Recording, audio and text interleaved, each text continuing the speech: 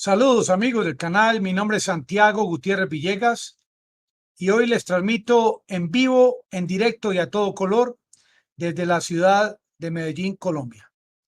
Esta bella imagen que ven en pantalla, amigos y amigas, corresponde a la bella población de Sloviansk en Ucrania.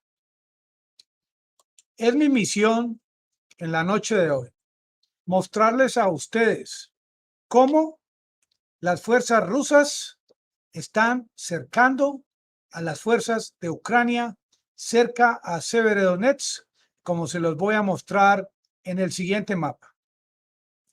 En este mapa, como ustedes se pueden dar cuenta, las flechas azules son fuerzas de Ucrania retirándose, las flechas rojas, fuerzas rusas.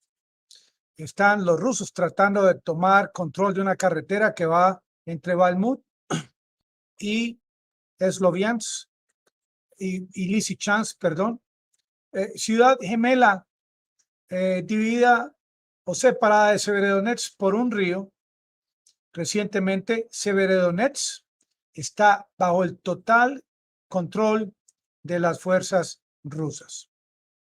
Esta ciudad, Sloviansk, que ustedes ven en pantalla, se las voy a mostrar, queda no muy lejos de Severodonetsk y de Lysychansk, y también se aproxima control de las fuerzas rusas. Aquí ven la ubicación con relación a Kiev, la capital. Esta población de Sloviansk está cerca de la frontera oriental de Ucrania con Rusia. Precisamente hace parte de la zona de Lugansk, zona de Donbass, que próximamente perdón, va a estar bajo el control de los rusos, o así se propone el gobierno de la Federación Rusa. Y algunos piensan que yo soy prorruso o que me está pagando Putin. Simplemente trato al máximo de mostrar la verdad. En primer lugar, de cómo sí es cierto que las fuerzas rusas están paso a paso tomando control de territorio de Ucrania en la parte oriental y suroriental del país, como es cierto, como lo pueden verificar por las diferentes plataformas informativas. También es mi objetivo en la noche de hoy mostrarles dos facetas casi que opuestas, como es la de el presidente de los Estados Unidos, que sale de esta reunión de la OTAN, del G7, anunciando, pero nuevamente, anunciando a Ucrania que le va a enviar 800 millones de dólares de los 7.000 millones de dólares que ya ha enviado, y que próximamente va a enviar otros 800 millones, punto. Mientras, por el otro lado, el Papa de la Iglesia Católica, el Papa Francisco, hace un comentario inesperado en el día de hoy. Yo realmente no me esperaba este comentario tan valiente de cómo él considera que los organismos internacionales, como por ejemplo las Naciones Unidas, no están en capacidad de frenar la guerra, simple y llanamente porque no tienen una constitución que los pueda empoderar para poder actuar y acabar con la guerra en Ucrania. Es una queja directa del Papa hacia estos organismos internacionales y es la realidad, como Guterres, más allá de discursos, no ha logrado acabar con esta posibilidad de una tercera, de una WW3. Ese comentario del Papa en el día de hoy es bastante llamativo y prácticamente presenta de antemano el tema a seguir, que es el tema para que sea analizado por los ciudadanos del planeta Tierra sobre qué justifica una guerra o qué hace una guerra para que sea justa. Y esto es prácticamente el meollo del asunto. Porque mientras Borrell dice que él piensa que no se puede permitir que en esta guerra en Ucrania fallezca una sola persona más, yo me pregunto, ¿acaso Josep Borrell del 2014 al 2021 hizo al menos un solo comentario con relación a cómo era el tipo de vida en la zona de Donbass, territorio de Donbass, antes de que el presidente ruso ingresara con su operativo especial?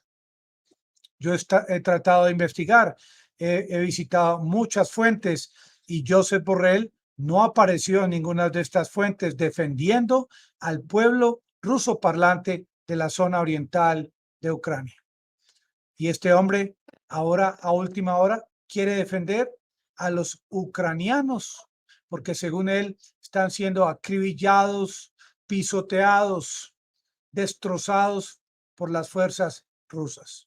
Mientras tanto, Borrell no ha hecho tampoco un solo comentario, siquiera analizando la bondad o todo lo contrario sobre este envío de armas de parte de Estados Unidos a Ucrania. Están prácticamente diciendo sin justificación que esta no es una guerra justa. ¿Acaso Borrell y sus amigos de la Unión Europea trataron al menos en una forma escasa de tratar de ayudar a los miles de hombres y mujeres, niños y niñas, ancianos y ancianas en Donbass que resistieron embates inmisericordias de parte de fuerzas ucranianas bajo el auspicio, bajo la protección del gobierno desde la capital de Kiev? ¿Acaso el batallón de Azov no ha existido en Ucrania? ¿Acaso esto que les estoy diciendo de pronto no pudiese ser justificado o demostrado de que en realidad estas fuerzas equivalentes o parecidas al batallón de Azov sí realizaron N cantidad de operativos que desde Rusia eran documentados, eran anotados, eran analizados, profundizados hasta el momento en que estas repúblicas autoproclamadas fueron reconocidas finalmente por Rusia y Rusia escuchó el clamor del pueblo de Donbass y finalmente tomó la decisión de que esta guerra sí era justa, puesto que en esta guerra justa se iban a defender las vidas de inocentes, de miles de inocentes de esta zona. ¿Acaso se puede decir que el ingreso de Vladimir Putin a Ucrania ha sido simplemente por el tema de conquistar? ¿Acaso las leyes internacionales han reconocido desde ya a estos territorios en la actualidad bajo el control de Rusia? ¿Han sido reconocidos acaso como parte del territorio ruso? No, señores. No se trata de conquista, no se trata de adquirir nuevas tierras para la Federación Rusa al estilo de Pedro el Grande. Se trata de la protección de rusoparlantes. ¿Por qué? Por los medios informativos no muestran a estos ciudadanos aplaudiendo el ingreso de los soldados rusos. ¿Por qué no muestran sino todo lo contrario? Y a última hora, sobre todo en la zona de Sloviansk, el gobierno de Kiev, la capital de Ucrania, envía una cantidad de trenes prácticamente hacia el infinito para conducir también hacia lugares desconocidos a quien quiera subirse a estos trenes. Esto me hace recordar esa película El Expreso de Medianoche, porque realmente no ha ofrecido el gobierno de Ucrania la más mínima garantía a su pueblo. ¿Por qué estos famosos trenes hacia lo desconocido, como los han bautizado en el día de hoy? ¿Por qué no fueron enviados antes, desde el comienzo de la guerra? Desde los primeros días que las fuerzas rusas se apartaron de Kiev e ingresaron a este operativo en la zona de Donbass.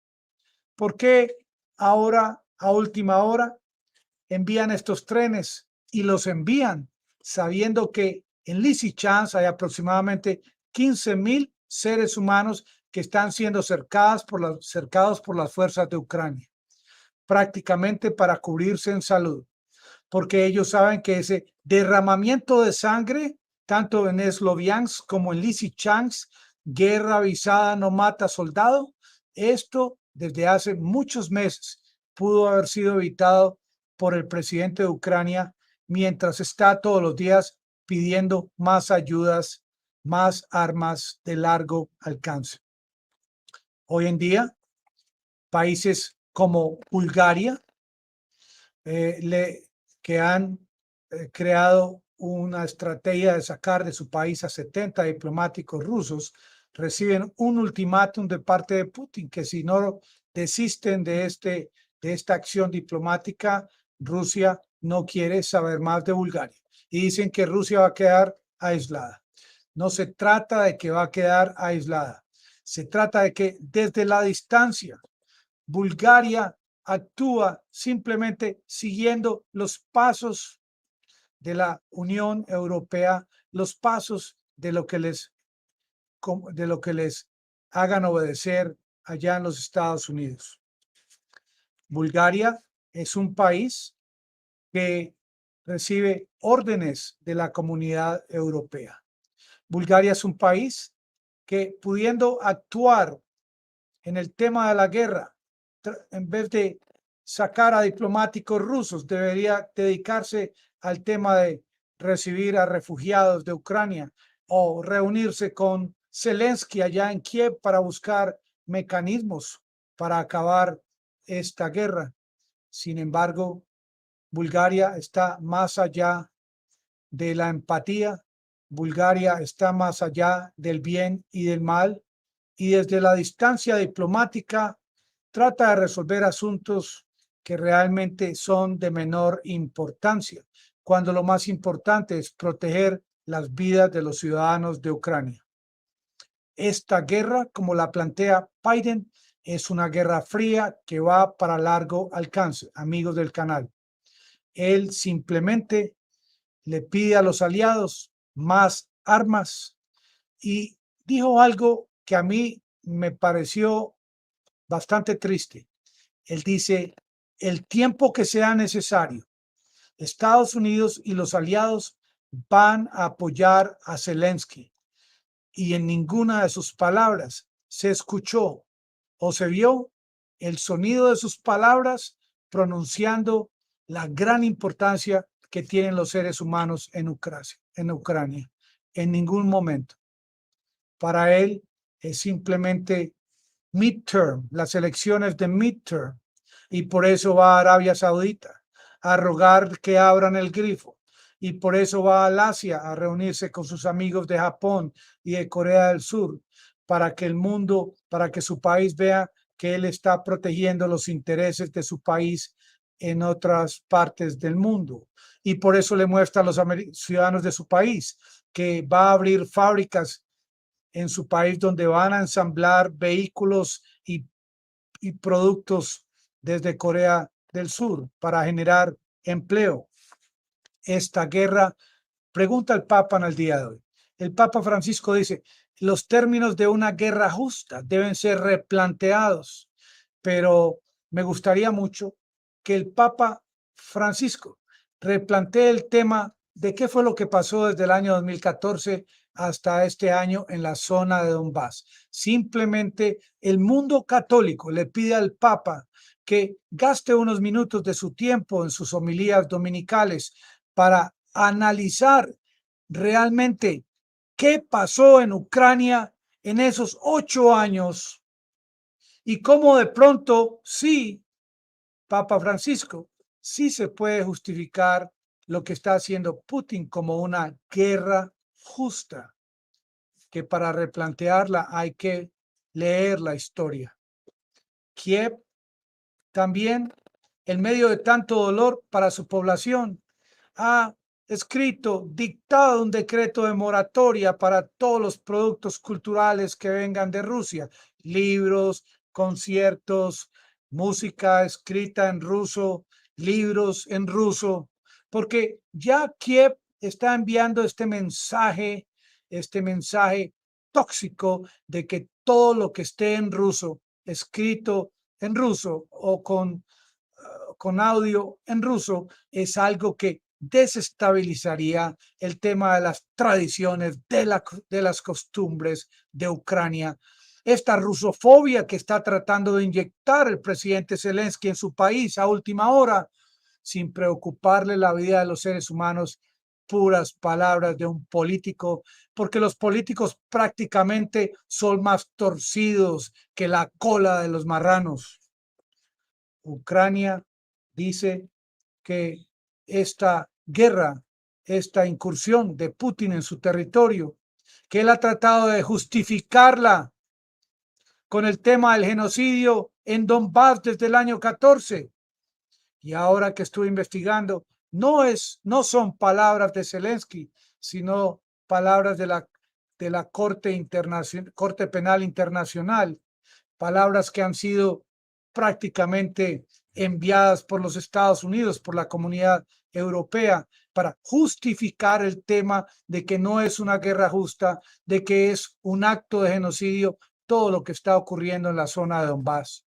Sin embargo, y a pesar de todo lo dicho, el presidente Zelensky considera que es más importante permitir que cada día más territorio de su país quede bajo el control de los rusos, con el cuento de que él lo hace por proteger la soberanía de un país de casi, como eran, 44 millones de habitantes. ¿Qué va a decir el presidente Zelensky cuando ya no se ha perdido el control del 20%, sino del 25%, no del 25%, sino del 28% o el 30%? ¿Cuáles van a ser las cartas que va a poner el presidente Zelensky sobre la mesa?